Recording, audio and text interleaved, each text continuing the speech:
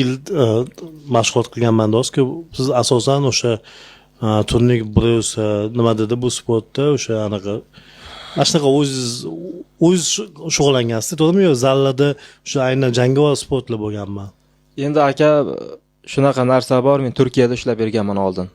Turkiyalarda ishlab berganman, endi bunaqa narsani aytishdan uyalardim. Endi uyalmayman, chunki endi uyalishdan ham to'g'risi bezor bo'ldim, ba'damga tegdi.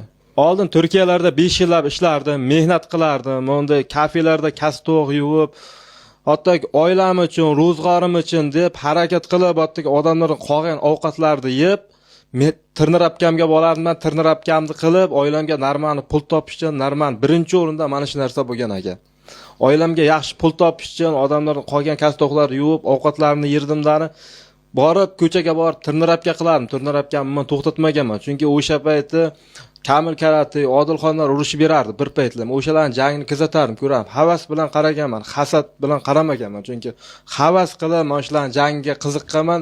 Qarang, Allohning, ya'ni Allohning shunaqa martabasi ulug' ekan, shuni niyatim xolis ekan, o'sha payt havas qilgan paytlarim mana endi hozir o'shalar bilan ro'faro bo'lib, men tengma-teng hozir nasibsa mana jang bo'lyapti. Otak men xursandman va nasib bo'lsa inshaalloh isbotlayman bu narsani. U bekordan bekor kelib qolmaganim tushdi aka. Tirnik, burus, bizlar jaydarchasiga tirnirabka ekan.